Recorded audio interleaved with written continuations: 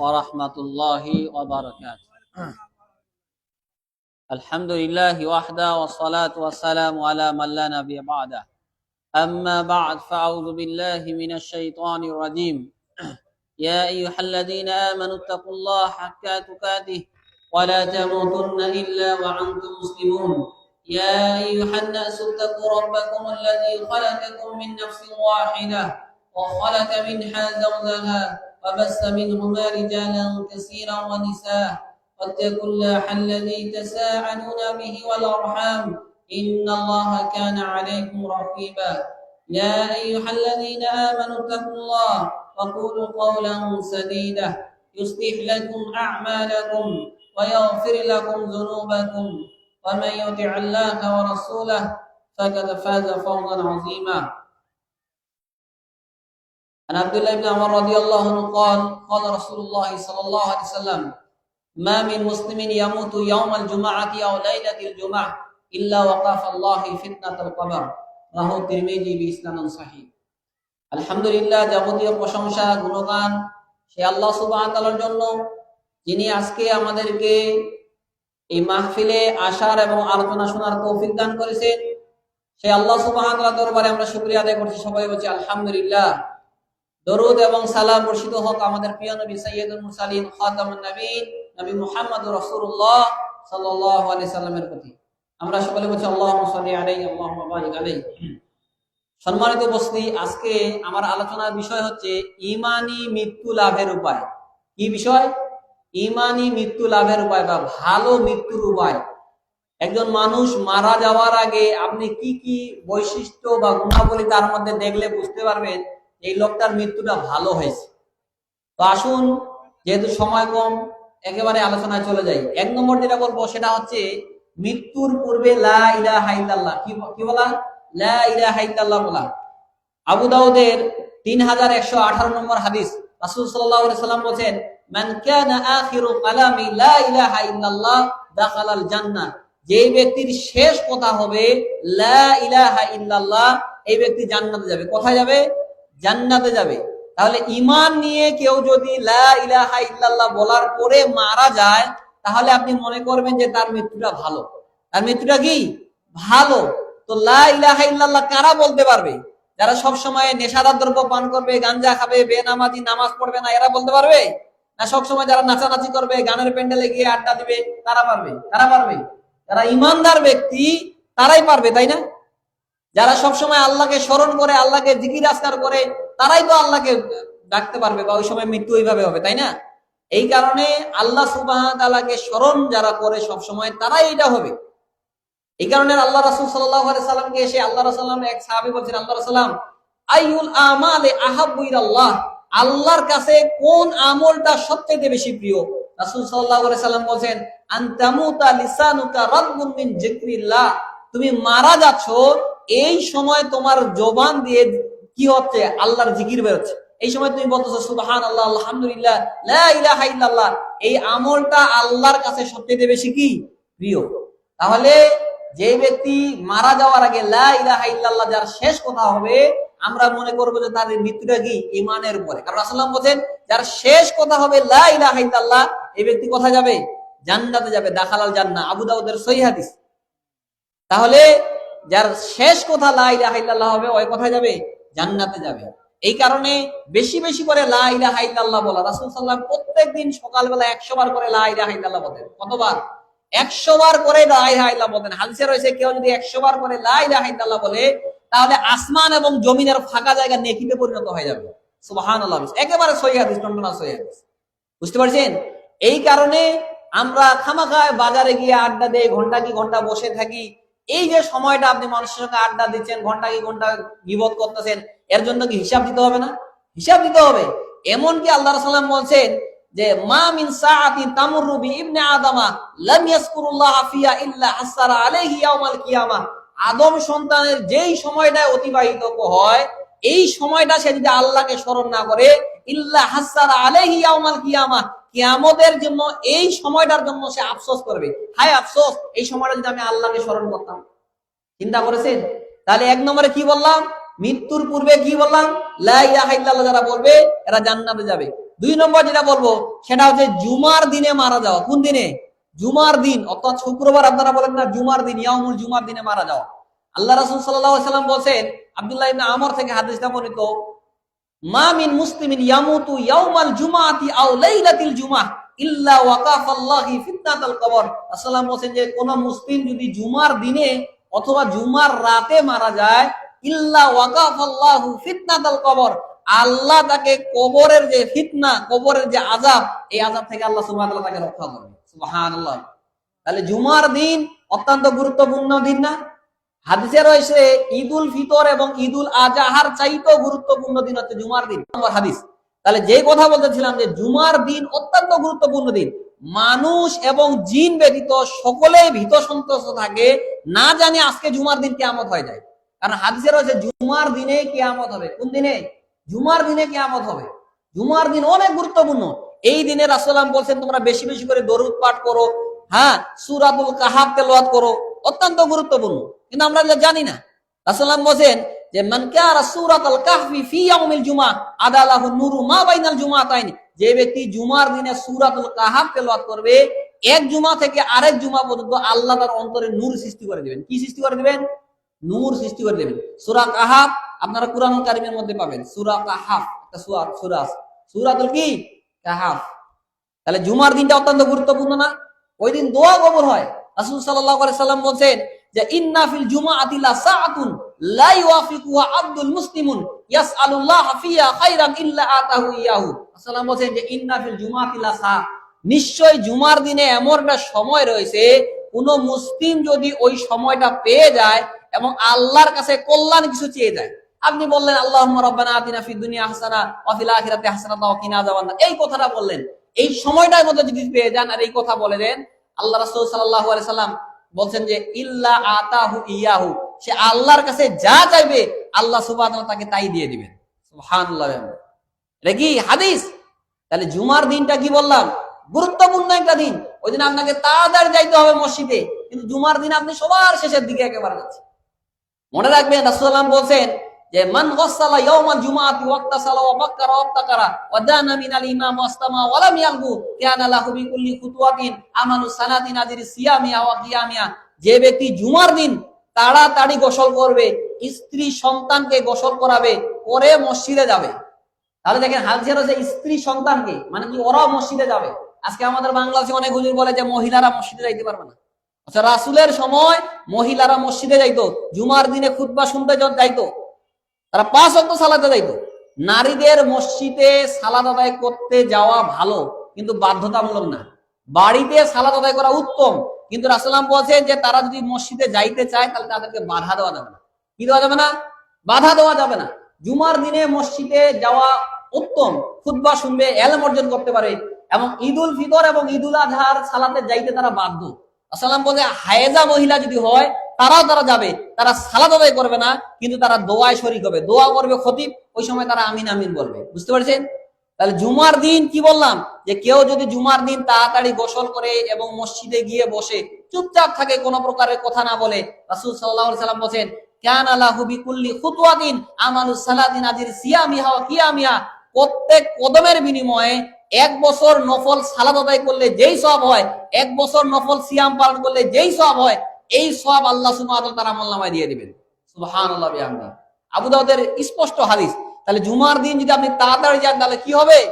প্রত্যেক একটা পা ফেলবেন, 1 বছর নফল সিয়াম। সিয়ামের ফজিলত জানেন? রাসূল সাল্লাল্লাহু আলাইহি ওয়াসাল্লাম বলেন মান সামা ইয়াওমান ফি সাবিলিল্লাহ বাদাল্লাহু ওয়াজহু আনিন নারি 70 খরিফান, কেউ যদি আল্লাহকে সন্তুষ্ট করার জন্য একদিন সিয়াম পালন করে, আল্লাহ তার চেহারাকে জাহান্নাম থেকে 70 বছরের দূরত্ব সরিয়ে দিবেন। সুবহানাল্লাহ। তাহলে কত গুরুত্ব না? তাহলে এই সওয়াব পাবেন। কিন্তু আপনি জুমার দিনে যদি সবার শেষে যান, জুমার দিনের ফজিলত থেকে আপনি বঞ্চিত হবেন। কেন? একটা হাদিস শুনাই, সহিহ মুসলিমের হাদিস, আবু হুরায়রা থেকে হাদিসটা মনে রাসূলুল্লাহ বলেন ইজা কানা ইয়াউমাল জুমআতি ওয়াকাফাতিল মালাইকাতু আলা বাবিল মাসজিদি ফায়াকতুবুনা আল-আউয়াল ফাআওয়ালা মাসালুল মুহাদ্দিরি কা মাসালুল লাযী ইহুদি বাদানাতান সুম্মা কাল্লাযী বাকারাতান সুম্মা কাফশান সুম্মা দাদাদান ফাইজা খারাজাল ইমাম তুওয়া সুফাহুম ইয়াসতামিউনা যিকরা।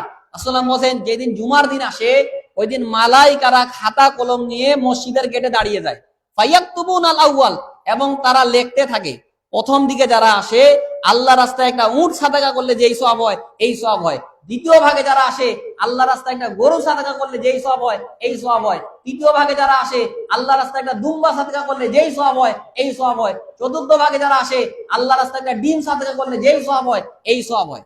তাহলে দেখেন এইভাবে যারা আসতে থাকবে তাদের সওয়াব হবে। এখন দেখেন রাসূলুল্লাহ কি বলেন, ফাইজা খরাজাল ইমাম তুওয়াউ সুহুফাহুম ইয়াসতামিউনা যিকরা, যখন খতিব দাঁড়িয়ে দেয়, খারাজা মানে হচ্ছে খাড়া হওয়া, মানে দাঁড়া হওয়া, বুঝছে? তুওয়াউ সুহুফাহুম ইয়াসতামিউনা যিকরা, তখন মালাইকারা তাদের খাতা বন্ধ করে তারাও খুতবা শুনতে শুরু করে।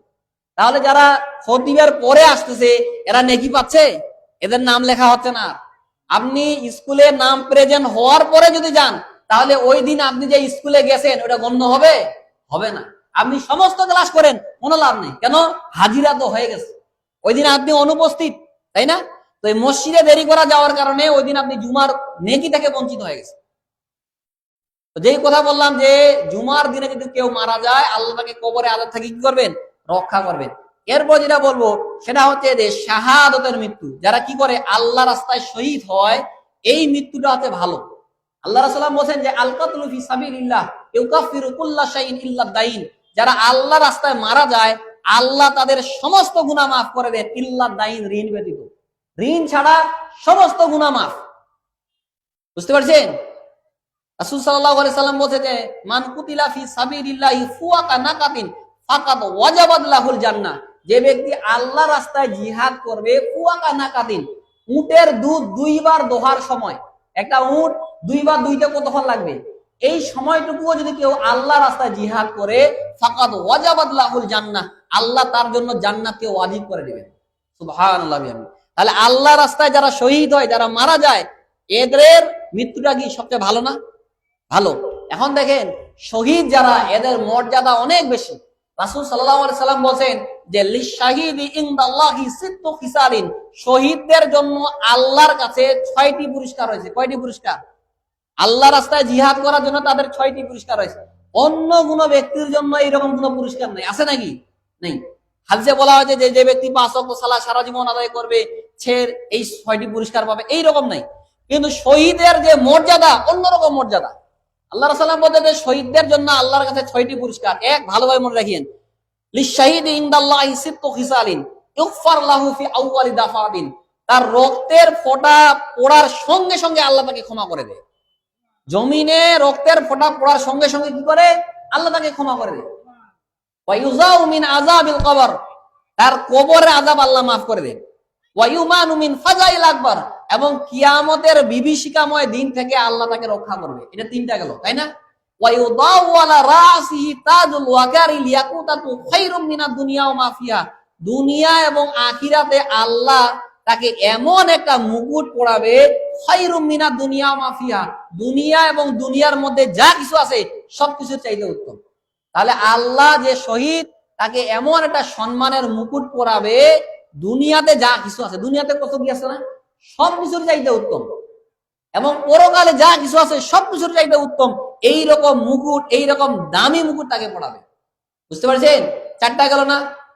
তাহলে কি বললাম? ইউদাউ আলা রাসি তাজুল ওয়াকারি লিয়াকুতাতু খায়রুম মিনাদ দুনিয়া মা ফিহা ওয়া ইউজাওয়াজু 70 জাওজাতান মিনাল হুরিন, এবং আল্লাহ সুবহানাহু ওয়া তাআলা জান্নাতে তাকে 72 জন হুরের সঙ্গে বিবাহ দিবেন। কয়জন? 72 জন হুরের সঙ্গে বিবাহ দিবেন। ওয়া শাফাউ ফি 70 আকারিব, এবং তার নিকট আত্মীয়দের থেকে 70 জনের সুপারিশ করা হবে, যারা হয়তো কোনো কারণে কাবিরা গুনার কারণে জাহান্নামে চলে গেছে। এখন এই ব্যক্তি বলবে আল্লাহ, এটা আমার বাবা, এটা আমার মা, এটা আমার আত্মীয়, এটা আমার চাচা, এরা কাবিরা গুনার কারণে জাহান্নামে গেছে, আমি সুপারিশ করতেছি আল্লাহ তাদেরকে জাহান্নাম থেকে জান্নাতে দেন। আল্লাহ দিবে। মিকদাম রাদিয়া থেকে এই হাদিসটা কোথায় বর্ণিত হয়েছে? তিরমিজির 1663 নম্বর হাদিস। বুঝতে পারছেন? তাহলে শহীদদের মর্যাদা কি? তারা মারা যাওয়ার সঙ্গে সঙ্গে আল্লাহ তাদের সমস্ত গুনাহ কি করেন? মাফ করে দেন। তাদেরকে মাথায় এমন সম্মানের মুকুট পরাবে, দুনিয়া এবং পরকালে যা আছে সবকিছু চাইতে উত্তম। 72 জন হুরের সঙ্গে তার বিবাহ দেবে, এবং তার নিকট আত্মীয়র যারা জাহান্নামে চলে গেছে কাবিরা গুনার কারণে, ইমানদার, তাদের 70 জনের সুপারিশ কবুল করবে। 70 জন। আল্লাহ বলবে যে 70 জনের তোমার নিকট আত্মীয়র সুপারিশ কবুল করা হবে। চিন্তা করেছেন? তাহলে একজন শহীদদের মর্যাদা আছে কিনা? অবশ্যই আছে। এরপর যেটা বলবো সেটা হচ্ছে অত্যাচারী জুলুম বা শাসকের সামনে কেউ যদি হক কথা বলে, আল্লাহ রাসূল বলেন, জাবের থেকে হাদিসটা বর্ণিত যে সাইয়্যিদুশ শুহাদায়ে হামজা ইবনে আব্দুল মুত্তালিব ওয়া রাজুলুন কামা ইলা ইমামি জাইর ফাআমারাহু ওয়া নাহাউ ফাকাতাহু। রাসূল সাল্লাল্লাহু বলেন যে শহীদদের সর্দার হচ্ছে হামজা ইবনে আব্দুল মুত্তালিব। কে? হামজা ইবনে আব্দুল মুত্তালিব। ওয়া রাজুলুন, ওই ব্যক্তিও হামজার মতো মর্যাদা পাবে, কামা ইলা ইমামিন জাইর, যে ব্যক্তি স্বৈরাচারী অত্যাচারী শাসকের সামনে দাঁড়ালো, আমারাহু, তাকে ভালো কাজের আদেশ করলো, ওয়া নাহাহু, এবং তাকে মন্দ কাজের নিষেধ করলো, ফাকাতালাহু, তাকে হত্যা করলো। সে বলল যে সমাজের মধ্যে জেনা ব্যভিচার চলবে না, সে বলল সুদ হারাম, এটা লাইসেন্স দেওয়া যাবে না। এই কথা বলার কারণে ঠিক আছে একে ধরো, একে ফাঁসি দিয়ে দেবো। বুঝতে পারছেন? এই যে তা যদি বলে এবং তাকে ফাঁসি দেয়, তাহলে সেও শহীদদের সর্দার হামজা রাদিয়াল্লাহু আনহু তার মর্যাদা হবে। চিন্তা করছেন? আজকের দিনে কেউ যদি হক কথা বলে, তার যদি জেল হয়, ফাঁসি হয়, তাহলে তার মর্যাদাটা এরকম। এটা কে বলছেন? রাসূল সাল্লাল্লাহু আলাইহি সাল্লাম বলছেন। হাদিসটা তিরমিজির মধ্যে রয়েছে, মিশকাতের মধ্যে রয়েছে, সহিহ হাদিস একেবারে। তাহলে হক কথা বলতে হবে, আপনাকে বলতে হবে যে সুদ হারাম, সুদের লাইসেন্স যতই দাও, সুদ কোনোদিন হালাল হবে নাকি? কোনোদিন হবে না। হারামতে হারাম। মনে রাখবেন, সুদ অত্যন্ত ভয়াবহ একটা পাপ। আল্লাহ রাসূল সাল্লাল্লাহু আলাইহি ওয়াসাল্লাম বলেন যে দিরহামুর রিবা ইয়াকুলু রাজুলু ওয়া হুয়া ইয়ালামু আশাদু মিন সিত্তাতিন ওয়া সালাসিনা জানা। কেউ যদি জেনে শুনে 1 টাকা সুদ খায়, 1 দিরহাম সুদ খায়, 36 বার জিনা করলে যেই পাপ হবে, এই পাপ আল্লাহ তাআলা আমলনামায় দিয়ে দিবেন। নাউযুবিল্লাহ বলবেন না সুবহানাল্লাহ বলবেন? নাউযুবিল্লাহ, তাই না? না সুবহানাল্লাহ বলবেন? হ্যাঁ। এরপরে আল্লাহ রাসূল আরেকবার হাদিসে বলেন, আল্লাহ রাসূল বলেন আর রিবা সাবুন আহবান আইসারুহা আইয়ান কুয়া রাজুলু উম্মু। সুদের 70টিরও বেশি ভাগ রয়েছে। ছোট যেটা সবচেয়ে পাপ, সেটা যে নিজের মায়ের সঙ্গে জেনা করা। আচ্ছা, কেউ কি চাইবে নিজের মায়ের সঙ্গে আমি জেনা করি? চাইবে নাকি? আমার কথা বুঝতে পারতেছেন? কেউ চাইবে যে সে নিজের মায়ের সঙ্গে জেনা করুক? কেউ চাইবে নাকি? কিন্তু বাংলাদেশের তো লাখো কোটি কোটি মানুষ নিজের মায়ের সঙ্গে জেনা করতেছে। এটা আল্লাহ সাল্লাম বলেন। আল্লাহ সাল্লাম বলেন আর রেবা সাবুনা হুবান আইসারুহা আইয়ান কুহা রাজুলু উম্মু। সুদের 70টিরও বেশি ভাগ রয়েছে। সবচেয়ে যেটা ছোট পাপ, সেটা যে নিজের মায়ের সঙ্গে জেনা করা। মনে রাখবেন, সুদ এমন একটা ভয়াবহ, যদি মনে করেন যে সুদ খাইলে সম্পদ বাড়তেছে, এর ফলাফল এটা আপনাকে ভিক্ষুক করে ছাড় দিবে। আল্লাহ সাল্লাম বলছে ইন্নার রিবা ওয়া ইন কাসুরা ওয়া ইন্না আকিবাতুহু তাসিরু ইলা কল্লিন। যদিও মনে করেন যে সুদ খাচ্ছি, বাড়তেছে সম্পদ, কিন্তু আর শেষ পরিণাম এটা আপনাকে ভিক্ষুক করে ছাড়বে। আপনি ভিক্ষা করবেন, না আপনার বেটা ভিক্ষা করবে। আপনার বেটা ভিক্ষা না করলে আপনার নাতি ভিক্ষা করবে। ভিক্ষুক হবেন আপনি। আমার কথা বুঝতে পারছেন? ফকির আপনাকে করে ছাড়বে সুদ। আর আজকে বাংলাদেশে দেখেন, সারা বাংলাদেশে যত ব্যাংক রয়েছে সবগুলা সুদের উপরে চলতেছে। লিখে দিয়েছে যে এত % হারে সুদ দেওয়া হয়। আপনি হাজী সাহেব মানুষ হজ করে এসে দেন, মাসে ওইখানে 10 লাখ টাকা রেখেছেন, মাসে মাসে ওইখান থেকে আপনি সুদ খাচ্ছেন, আহাল পরিকারকে নিয়ে খাচ্ছেন। আপনি কিসের হজ করে এসেছেন আর কিসের আপনি জান্নাতের আশা করতেছেন? হ্যাঁ, জান্নাত কি অত সহজ মনে করেছেন? অত সহজ না। মানুষের আজকে এই বিবেক হিদায়াত জ্ঞানে উঠে গেছে আমি হালাল খাচ্ছি না হারাম খাচ্ছি। যার কারণে রাসূলুল্লাহ বলেন যে ইয়াদি আলান নাসি জামান লা ইউবালুল মারু মা আখাযা মিনহু আমিনাল হালালি আমিনাল হারাম। মানুষের সামনে এমন একটা জামান আসবে, এমন একটা সময় আসবে, মানুষ এই চিন্তা করবে না মানে আমি হালাল খাচ্ছি না হারাম খাচ্ছি। বুঝতে পারছেন? আজকে মানুষের এই চিন্তাই উঠে গেছে যে হালাল খাচ্ছি না হারাম খাচ্ছি। আর হারাম খাইলে আপনার দোয়া কবুল হবে না। দেখেন, একটা হাদিস দেখাই আপনাকে। আল্লাহ রাসূল সাল্লাল্লাহু আলাইহি ওয়াসাল্লাম বলেন যে ইন্নাল্লাহা তাইয়্যিব লা ইকবালু ইল্লা তাইয়্যিবা। আল্লাহ হচ্ছেন পবিত্র, তিনি পবিত্র ছাড়া কোনো কিছু গ্রহণ করেন না। ইন্নাল্লাহা আমারাল মুমিনিনা বিমা আমারা বিহিল মুরসালিন সুম্মা যাকার রাজুলা ইউতুলু সাফারা আসআস আকবারা ইয়ামুদ্দু ইয়াদাইহি ইলা সামা। একটা প্রশ্ন রাখতে চাই। আপনি যে বললেন যে সুদ খাওয়া, মায়ের সাথে জেনা করা, এই হাদিসটা আমাকে দেখাতে পারবেন আপনি? অবশ্যই সহিহ হাদিস। আমরা শুনেন, মাহফিল শেষ করি, তারপর আপনি কথা বলুন। সময় হাদিস দরকার, হাদিস সহিহ, এটা কোনো সমস্যা নেই, আমরা এমনিতে বলে নেই। আমাকে বলতে হবে, আমাকে আমার হাদিস থাকলো আমাকে। আচ্ছা ঠিক আছে, যেহেতু আলোচনা চলতেছে, তো যেই কথা বলতে যাচ্ছিলাম সম্মানিত উপস্থিতি, যে হারাম খাইলে আল্লাহ সুবহানাহু ওয়া তাআলা কি ইবাদত করবে না? রাসূলুল্লাহ বলেন যে যারা হারাম খায় এই শরীর কোনোদিন কথা যাবে না, জান্নাতে যাইতে পারবে না, এতটাই এক। তো যেই হাদিসটা বলতেছিলাম যে এক ব্যক্তির কথা হলো যে সবরে আছে, আশাশা আকবার ইয়ামুদ্দু ইয়াদাইহি ইলা সামা, আসমানে হাত তুলে আল্লাহকে বলছে ইয়া রব্বি, হে আমার রব, হে আমার রব। রাসূলুল্লাহ বলেন মাতামু হারাম, তার খাদ্য আছে হারাম, ওয়া মাশরাবু হারাম, তার পানি আছে হারাম, ওয়া মালবাসু হারাম, তার পোশাক আছে হারাম, ওয়া গুযিয়া বিল হারাম, তার যাবতীয় ইনকাম হারাম। আন্না ইউস্তাজাবু লিযালিক, কিভাবে তার দোয়া আল্লাহ কবুল করতে পারে? তাহলে হারাম খাইলে দোয়া কবুল হবে? হবে না। আসসালাম বলেন লা ইয়াদখুলুনা জান্নাতা জাসাদুন গুযিয়া বিল হারাম, ওই শরীর কোনোদিন জান্নাতে যাবে না যে শরীর হারাম খেয়ে খেয়ে পুষ্ট হয়েছে, হারাম খেয়ে যে শরীর বড় হয়েছে। তাহলে যে কথা বলতে চাচ্ছিলাম যে অত্যাচারী শাসককে যে হক কথা বলবে তাকে হত্যা করলেও ওই ব্যক্তি কার মতো মর্যাদা পাবে? হামজা রাদিয়াল্লাহর মতো। এই কারণে সবসময় ভালো কাজের আদেশ দিতে হবে, মন্দ কাজের নিষেধ করতে হবে। একটা লোক বাম হাতে চা খাচ্ছে, আপনি তাকে বলেন যে ভাই বাম হাতে চা খাইয়েন না, ডান হাতে চা খান। কারণ বাম হাতে কে খায়? শয়তান খায়। আর ডান হাতে কে খায়? মুমিন মুসলিমরা খায়, তাই না? রাসূলুল্লাহ বলেন লা তাকুলু শিমাল, তোমরা বাম হাতে খাইও না, কারণ বাম হাতে কি খায়? শয়তান খায়। এখানে হক কথা বলতে হবে, সত্যের কথা বলতে হবে, ভালো কাজের আদেশ দিবে, মন্দ কাজে নিষেধ করতে হবে। আপনার ছেলেটা প্রতিদিন প্রতি মাসে মাসে ওই নাপিতের কাছে গিয়ে দাড়ি চাচে আনে, আপনি কিছুই বলেন না, আপনি কিসের পিতা? মনে রাখবেন, সন্তান জন্ম দিতে পারলেই পিতা হওয়া যায় না, আর বাচ্চাকে প্রসব করাতে পারলেই মা হওয়া যায় না। পাগলিও বাচ্চা প্রসব করাতে পারে। তাহলে একটা পাগলি আর আপনার মধ্যে কি পার্থক্য বলেন? আপনার স্ত্রীর মাধ্যমে, আপনার স্ত্রী আবার মাস্টার ডিগ্রি পাস করেছে, রোজ সে তার সন্তানের ফুল প্যান্টটা ধোয়ে দে, ওই প্যান্ট টাকনার নিচে থাকে, কিছুই বলে না। ও কিসের মা? আপনি কিসের অভিভাবক? বিবাহ করে আপনার ঠিক হয়নি। রাসূল সাল্লাল্লাহু আলাইহি সাল্লাম বলেন আলা কুল্লুকুম রাঈন ওয়া কুল্লুকুম মাসউলুন আন রাইয়াতি, তোমরা প্রত্যেকেই দায়িত্বশীল আর প্রত্যেকে তার দায়িত্ব সম্পর্কে জিজ্ঞাসিত করা হবে। আপনি আপনার বাড়ির দায়িত্বশীল, আপনার স্ত্রী কোথায় যায়, আপনার মেয়ে কোথায় যায়, এই সম্পর্কে আপনাকে জিজ্ঞাসিত করা হবে। তাহলে যে কথা বলছিলাম যে ভালো কাজের আদেশ করতে হবে, মন্দ কাজের নিষেধ করতে হবে, তাহলে দোয়াই কবুল হবে না। আসসালাম বলেন ওয়াল্লাযী নাফসি মুহাম্মাদুন বিয়াদি, ওই সত্তার কসম করে বলতেছি যার হাতে মুহাম্মদ সাল্লাল্লাহু আলাইহি ওয়াসাল্লামের প্রাণ রয়েছে, লা তা'মুরুনা বিল মারুফি ওয়া লা তানহাউনা আনিল মুনকার আও লা ইয়াশিকান্নাল্লাহু আইয়াবাসা আলাইকুম আযাবান মিনহু সুম্মা তাদুনাহু ফালা ইউস্তাজাবু লাকুম। রাসূলুল্লাহ বলেন অবশ্যই তোমরা ভালো কাজের আদেশ করবে, অবশ্যই তোমরা মন্দ কাজের নিষেধ করবে, না হলে আল্লাহর পক্ষ থেকে আযাব আসবে। কার পক্ষ থেকে? আল্লাহর পক্ষ থেকে আযাব আসবে। তোমরা হাত তুলবে, আল্লাহর কাছে দোয়া করবে, ফালা ইউস্তাজাবু লাকুম, তোমাদের দোয়া আল্লাহ কবুল করবে না। আল্লাহ রাসূল বলেন যে ইন্নাল কওমা ইযা রাউল মুনকার ফালাম ইউগাইরাহু আম্মাল্লাহু ইকাব, যখন কোন কওমের মাঝে অন্যায় হয়, অশ্লীল হয়, খারাপ কাজ হয়, কেউ যদি বাধা না দেয়, আম্মাল্লাহু ইকাব, মৃত্যুর পূর্বে আল্লাহ সমস্ত জাতিকে ধ্বংস করে দিবে।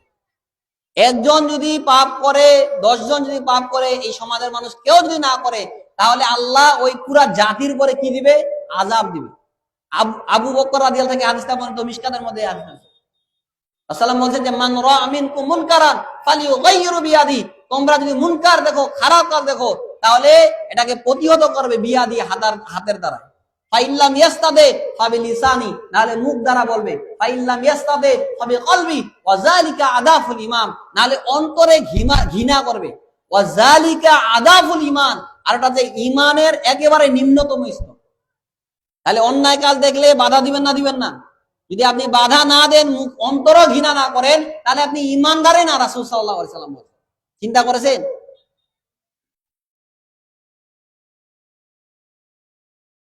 তো যেই কথা বলেছিলাম সম্মানিত উপস্থিতি, সত্য কথা কি বলতে হবে। এরপর যেটা বলবো সেটা হচ্ছে যে অসুস্থ ব্যক্তিকে দেখতে যাও। কাকে? অসুস্থ ব্যক্তিকে দেখতে গিয়ে যদি কেউ মারা যায়, তাহলে তার মৃত্যুটা ভালো মৃত্যু হবে। আয়েশা রাদিয়াল্লাহু তাআলা হাদিসটা বর্ণিত, সিলসিলা সহিহ 618 নম্বর হাদিস। রাসূল সাল্লাল্লাহু আলাইহি সাল্লাম বলেন যে সিত্তুন মা মিন মুসলিমিন ওয়াহিদাতা মিনহুন্না ইল্লা কানা দামিনান আলাল্লাহ, যে কোনো মুসলিমের যদি 6টা ভালো বৈশিষ্ট্যের উপরে মারা যায়, ইল্লা কানা দামিনান আলাল্লাহ, আল্লাহর দায়িত্ব তাকে জান্নাতে দেওয়া। কার দায়িত্ব? আল্লাহ সুবহানাহু ওয়া তাআলার দায়িত্ব।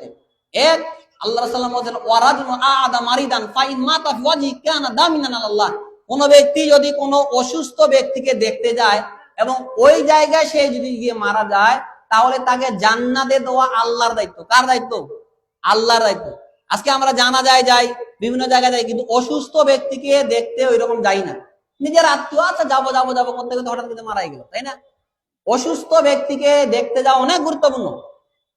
আল্লাহ রাসূল বলেন, মা মিন মুসলিমিন ইয়াউদু মুসলিমান গুদওয়াতান ইল্লা সাল্লা আলাইহি সাবউনা আলফা মালাকিন হাত্তা ইউসিয়া ওয়া ইন আদাহু আশিয়াতান ইল্লা সাল্লা আলাইহি সাবউনা আলফা মালাকিন হাত্তা ইসবিয়া ওয়া কানা লাহু খারিফুন ফিল জান্নাহ।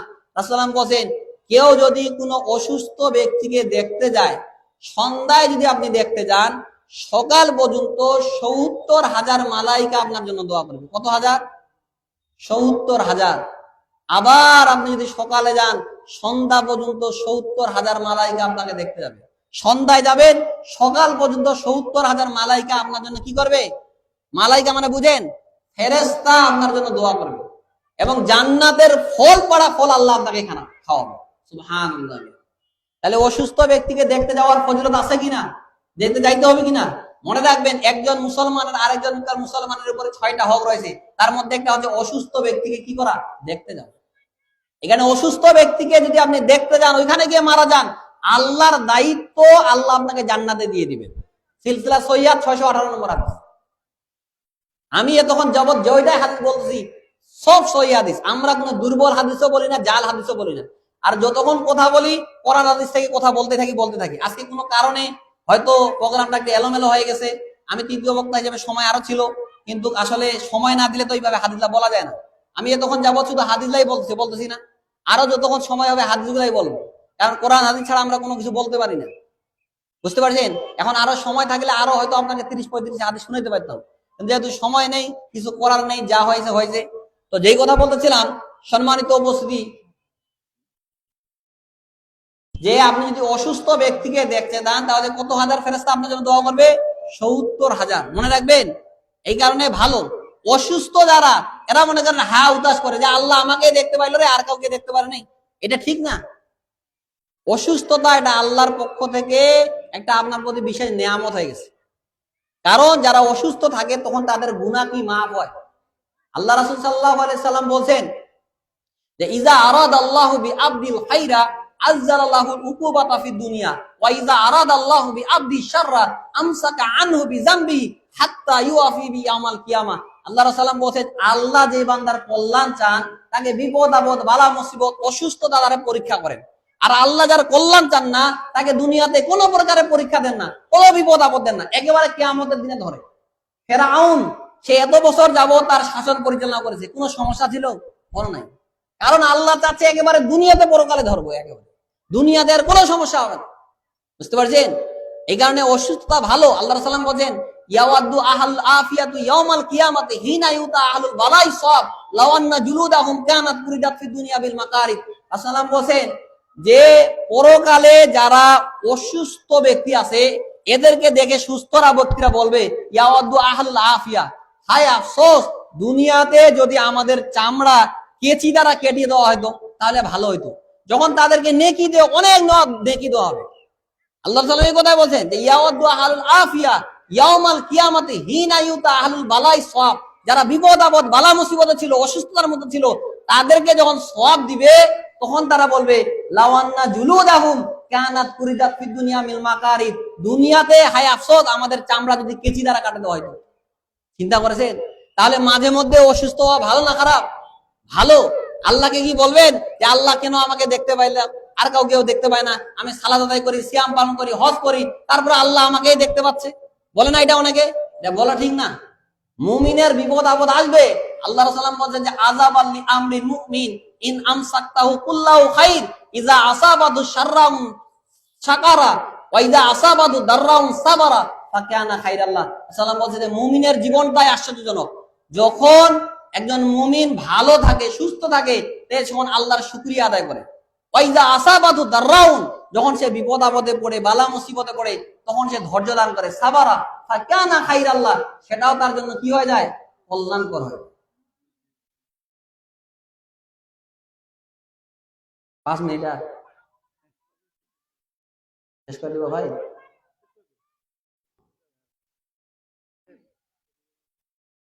তো যাক, আলোচনা আসলে শেষ হলো না। তো যেসব কথা বললাম একটু বলেই শেষ করে দেই। একজন ভালো মৃত্যুর আলামত কয়টা জানেন? এক, মৃত্যুর পূর্বে কি বলা? লা ইলাহা ইল্লাল্লাহ বলে যদি কেউ মারা যায়, তাহলে মনে করবে যে তার মৃত্যুটা কি ইমানই মৃত্যু। মনে রাখেন, এগুলা মাহফিল শুধু ওই গেচ্ছা গল্প, আপনি ওই বাজারে ঘুরে বেড়াবেন, এর নাম মাহফিল না। বুঝতে পারছেন? আপনি আপনার মন ওইখানে দেখেন কতগুলা যুবক ঘুরে বেড়াচ্ছে, কি জন্য এরা এসেছে? আর কমিটি বা এইভাবে কিসের দোকান লাগাইতে দিচ্ছে? মনে রাখবেন, প্রত্যেকটা মাহফিল এলম অর্জনের জায়গা। আর আজকে আমরা মাহফিল গুলাকে হাসি তামাশার মধ্যে রেখে দিয়েছি। ওই মহিলারা আসবে, চুরি নিবে, পুতুল কিনবে, এর জন্য কি মাহফিল নাকি? হ্যাঁ, কে আপনাকে এই মাহফিল করতে বলেছে? কোনো প্রয়োজন নাই সব মাহফিলে। খামাখা নারীরা আসে ঘুরে বেড়াচ্ছে সামনে, ও কি এটা মেলা পাইছে নাকি এইভাবে ঘুরে বেড়াবে? এটা হচ্ছে এলমের জায়গা, ফাজলামের জায়গা না। আপনি জেনা বেবিচারা আড্ডাখানা রেখেছেন, ওইখানে কতগুলো মেয়ে আছে, পুরুষরা ওদের সঙ্গে কথা বলছে। মনে রাখবে রাসূলুল্লাহ বলেছেন, ফাজেনাল আইনানে নজর, চোখের জেনা হচ্ছে চোখ দিয়ে দেখা। এই জায়গায় যতক্ষণ আছেন, হাদিসে রয়েছে মা ইসলামা কাউমুন বাউতিন মিন বুয়ুতিল্লাহ ইয়াতলুনা কিতাবাল্লাহি ওয়া ইয়াতাদারাসুলা ইল্লা নাযালাত আলাইহিমুস সাকিনা ওয়া গাশিয়াতুমুর রাহমা ওয়া হাফফাতুহুমুল মালায়েকা। যখন কেউ কোনো জায়গায়, কোনো ঘরে, আল্লাহর ঘরে বা জায়গায় একত্রিত হয়, ওই জায়গায় আল্লাহর পক্ষ থেকে রহমত বর্ষণ করা শুরু হয়। আর এই জায়গায় কি আল্লাহর রহমত হবে? সারা জীবন মহিলারা ওইদিকে ঘুরে বেড়াচ্ছে, ন্যাংটা হয়ে বোরখায় পরে আসেনি, লজ্জা শরম কি এদের কোনো নাই নাকি? দেবরের সঙ্গে এসেছে মাহফিল শুনতে, ধর্ম কি ফাইলাই পারছেন? মনে রাখবেন, দেবর হচ্ছে মৃত্যু। আপনি মাহারাম ছাড়া মাহফিলে আসতে পারবেন না। হয় আপনার বাবার সাথে আসতে হবে, না আপনার ছেলের সঙ্গে আসতে হবে, না আপনার স্বামীর সঙ্গে আসবে, যারা মাহারাম তাদের সঙ্গে আসবে। এক মহিলাকে জিজ্ঞাসা করা হয়েছিল, আল্লাহ সালাম আফারা আইতাল হামুয়া, দেবর সম্পর্কে কি বলেন? আল্লাহ সালাম বলেন আল হামুয়াল মাউত, দেবর হচ্ছে তোমাদের জন্য মৃত্যু। তাহলে একটা বাঘ যদি আপনাকে খাওয়ার জন্য আক্রমণ করে, আপনি কি করবেন? জায়গায় থাকবেন না দৌড়ে পালাবেন? দৌড়ে পালাবেন না। তো রাসূলুল্লাহ বলছেন যে মৃত্যুকে দেখে মানুষ যেমন পালায়, দেবরকে দেখে ওইভাবে পালাইতে হবে। আর ওই মহিলা দেবরের সঙ্গে মোটরসাইকেলে একসঙ্গে চেপে মাহফিলে এসেছে। ধর্মকে কি আপনি পাগল পেয়েছেন নাকি? হ্যাঁ, ধর্ম কি পাগল পেয়েছেন? ধর্ম কি হাওয়াই লাড্ডু যে আপনি আপনার মতো খাবেন আর কি করবেন? ধর্মটাকে এইভাবে করিয়েন না। যখনই কোনো জায়গায় মানুষজন বসে কোরআন সুন্নাহর কথা বলে, মালাইকারা ওটা জায়গাকে ঘিরে ধরে, রহমত বর্ষণ হয়। মালাইকা একদল রয়েছে, তারা দেখে বেড়ায় যে আল্লাহর কোরআন সুন্নাহর কথা কোথায় আলোচনা হয়। আল্লাহ রাসূল সাল্লাল্লাহু আলাইহি হাদিসটা বলে শেষ করি। আল্লাহ রাসূল সাল্লাল্লাহু আলাইহি বলেন যে কোন জায়গায় যখন মানুষ কোরআন সুন্নাহর কথা বলে, তখন ইল্লা নাদাহু মুনাদিস সামা, আসমান থেকে আল্লাহ সুবহানাহু ওয়া তাআলা বলেন কুমু মাগফিরাল্লাকুম, আজকে আমার যে বান্দারা কোরআন সুন্নাহর কথা বলছে তাদের সকলকেই ক্ষমা করে দাও। তাহলে আজকে যারা এখানে বসে দেন, তারা সৌভাগ্যবান না দুর্ভাগ্যবান? সৌভাগ্যবান না? আল্লাহ বলছেন সহিহ হাদিস যে আল্লাহ বলেন কুমু মাগফিরাল্লাকুম, তাদেরকে সকলকে তোমরা ক্ষমা করে দাও। ওয়ায়ুবাদদিলাকুম সাইয়্যাতিকুম হাসানাত, এবং তাদের গুনাহগুলোকে নেকিতে পরিণত করে দাও। তাহলে আজকে যারা এখানে এসে দেন, আল্লাহ বলবেন যে তাদেরকে তো ক্ষমা করে দেওয়া হলো, তাদের গুনাহগুলো নেকিতে পরিণত করে দেওয়া। সুবহানাল্লাহ। তাহলে এইসব মাহফিল গুলোতে এই মুনিহারি দোকান এগুলা নিষিদ্ধ করে দিতে হবে। তাহলে মানুষ দেখেন কতগুলো মানুষ ওই জায়গায় আছে, ওরা যদি এখানে আসতো তাহলে মাহফিলের মঞ্চটা আরো সুন্দর হতো না? হয়তো কিনা? আরো আগে মাহফিলটা শুরু করা যাইতো। এই কারণে যেইখানে আমি যাই, এখানে বলি যে মাহফিলের পাশাপাশি কোনো দোকান থাকবে না। আপনি এখানে কোরআন সুন্নাহর কথা শুনতে আসেন, এখানে কি আপনি পুতুল নিতে আসেন? আপনার স্ত্রী কি চুরি নিতে এসেছে নাকি? হ্যাঁ, আর চা খাওয়া আর বাদাম খাওয়া এই জন্য আসেন আপনি মাহফিল শুনতে? এই মাহফিল গুলোতে কোনো কল্যাণ হয় না। এই কারণে মানুষজন কোরআন সুন্নাহর কোনো কথা শুরু করে না। মহিলারা মনে করেছে এটা একটা অনুষ্ঠান, আরো আপনি দাওয়াত দিয়েছেন, আরো ওদেরকে, ওরা আসতেছে, চা খাচ্ছে, রাত 10টার দিকে আসবে, প্রধান বক্তা কি বলবে একটু না শুনে চলে গেল। আর অন্য মাহফিলে এত কেচ্ছা কাহিনী আর মিথ্যা গল্প হয়, এটা বলাই কঠিন। হুজুর ওই কেলচা কাহিনী শুরু করতেই আছে, কোরআন হাদিস বাদ চলতেই আছে। তো যাই কথা বলতেছিলাম, সম্মানিত উপস্থিতি, যেসব কথা বললাম, আল্লাহ সুবহানাহু ওয়া তাআলা যেন আমাদেরকে এইসব কথার পরে আমল করার তৌফিক দান করেন, আল্লাহুম্মা আমিন। আল্লাহ যেন আপনাদেরকে কোরআন এবং সুন্নাহর সঠিক জ্ঞান দান করেন, আল্লাহুম্মা আমিন। আল্লাহ যেন আমাদেরকে শিরক এবং বিদআত থেকে দূরে থাকার তৌফিক দান করেন, আল্লাহুম্মা আমিন। আল্লাহর কাছে আবার দোয়া করছি যে আপনাদেরকে এই পাড়ায় অনুরোধ করতেছি, এরপরে মাহফিল হলে কোনো প্রকারের মনিহারি দোকান কোনো কিছু বসতে দেওয়া যাবে না। হারাম বসতে দেওয়া, কোনো প্রকারে বসতে দেওয়া চলবে না, একেবারে বন্ধ। মাহফিল হবে, মানুষ আসবে, বাসায় কি খাবেন না খাবেন, চা খাবেন, বাসা থেকে খেয়ে এখানে আসবে। বুঝতে পারছেন? যে কথা বলতেছিলাম, সম্মানিত উপস্থিতি, আল্লাহ যেন আমাদের সকলের গুনাহ খাতা মাফ করে দেন, আল্লাহুম্মা আমিন। আল্লাহ সুবহানাহু ওয়া তাআলা যেন আমাদেরকে বিশুদ্ধ কোরআন এবং সুন্নাহর ইলম অর্জন করার তৌফিক দান করেন, আল্লাহুম্মা আমিন। আল্লাহ যেন আমাদেরকে শিরক এবং বিদআত থেকে দূরে থাকার তৌফিক দান করেন, আল্লাহুম্মা আমিন। যেসব কথা বললাম ঈমানি মৃত্যুর, এই মৃত্যুগুলা যেন আমাদেরকে দান করেন। আল্লাহুম্মা আমিন। আকুলু কাউলি হাযা আস্তাগফিরুল্লাহ ওয়া লাকুম সাইরিল মুসলিমিন ফাস্তাগফিরু মিন কুল্লি যামবিন ইন্নাহু হুয়াল গফুরুর রহিম। সুবহানাকাল্লাহুম্মা বিহামদিকা আশহাদু আল্লা ইলাহা ইল্লা আনতা আস্তাগফিরুকা ওয়া আতুবু ইলাইক। আসসালামু আলাইকুম ওয়া রাহমাতুল্লাহি ওয়া বারাকাতুহু।